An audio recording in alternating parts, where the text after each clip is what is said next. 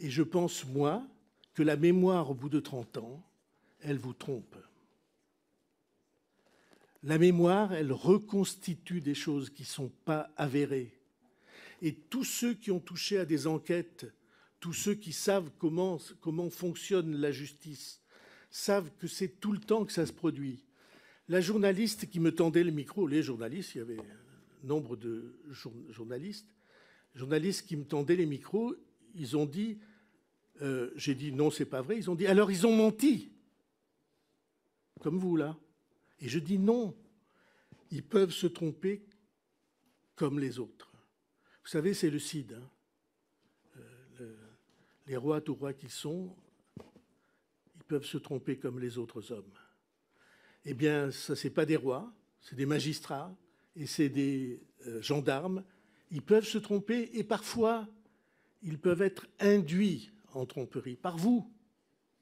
Vous avez, depuis le début, essayé de montrer qu'il y avait derrière cette affaire des secrets épouvantables. Tiens, je m'arrête une seconde à ce mot. Il y a eu une interview de vous dans Sud-Ouest hier ou avant-hier, dont le titre est « Les secrets de la famille Bayrou appartiennent à la famille Bayrou ». Alors ça paraît une formule comme ça, mais quand c'est le titre du journal, que lit le lecteur?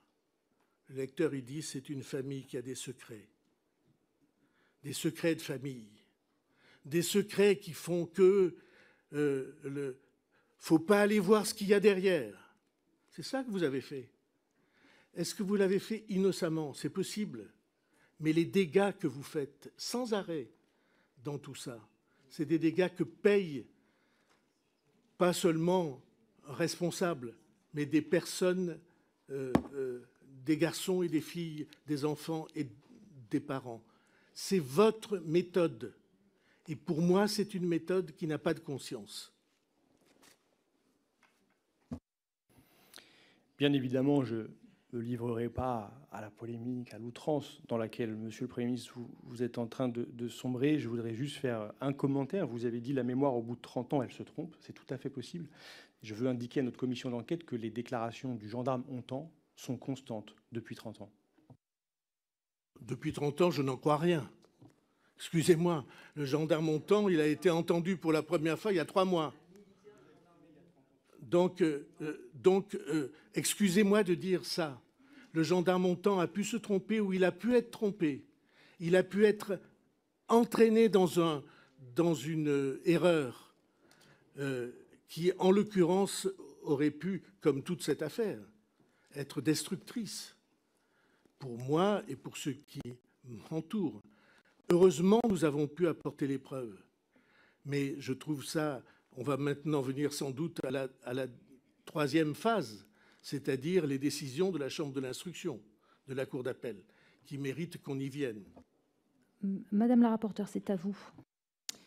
Oui, merci, Monsieur le Premier ministre. On va poursuivre sur ces sujets extrêmement importants parce qu'on parle toujours du contrôle de l'État et je comprends que les mises en cause personnelles créent beaucoup on va dire, de révolte en vous. Néanmoins, comme vous l'aviez dit en arrivant à cette commission, vous êtes là pour pouvoir vous exprimer et répondre à un certain nombre d'accusations dans l'ensemble des auditions que nous avons menées sur ces sujets, y compris avec le juge Mirande, y compris avec le gendarme Hontan, y compris les témoignages écrits.